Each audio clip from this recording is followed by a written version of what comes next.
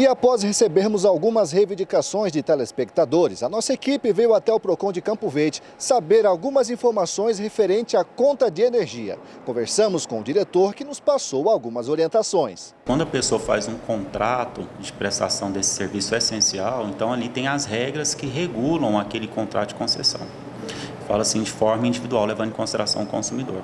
Então, na fatura de energia tem o prazo de vencimento daquela fatura. Se o consumidor, em tese, não paga na data do vencimento, ele está inadimplente.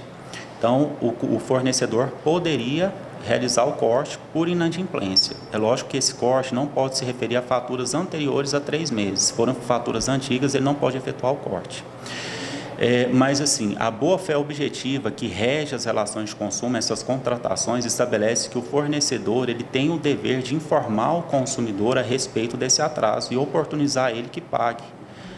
Caso o fornecedor faça o corte de energia e ainda protege o nome do consumidor, isso daí é prática abusiva, porque é uma situação desproporcional, uma desvantagem exagerada para o consumidor.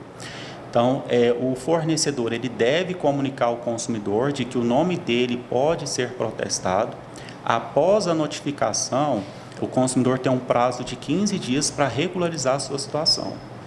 Como eu falei anteriormente, se já houve o corte de energia, a Energisa não pode protestar, porque seria uma situação totalmente desproporcional.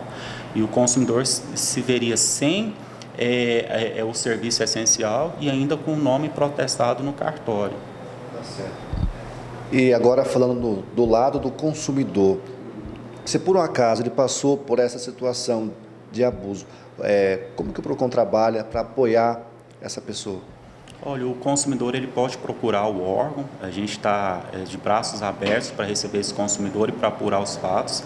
Ele traga a fatura que foi objeto aí do protesto ou objeto do corte de energia, que a gente pode entrar com um procedimento para renegociar, fazer uma renegociação dos débitos, né, para até que haja abatimentos, facilidade no parcelamento e também para apurar essa prática abusiva. Se for configurada a prática abusiva, a concessionária ela vai ter que tirar o nome do consumidor do protesto e arcar com as custas relacionadas a esse protesto.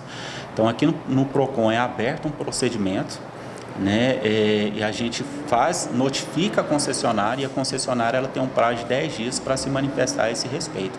Como eu falei anteriormente, se tiver tido o corte e o protesto, na mesma ocasião, nas mesmas circunstâncias ali, o consumidor ele for duplamente penalizado, isso daí configura uma prática abusiva e a gente usa todos os instrumentos procedimentais legais para fazer com que o fornecedor cesse essa conduta lesiva ao consumidor, retire o nome do protesto, faça, se for uma situação de refatoramento. Quando o consumidor, só fazendo dando uma explicação melhor, quando o consumidor procura o órgão, aquela fatura que ele está contestando ela é bloqueada.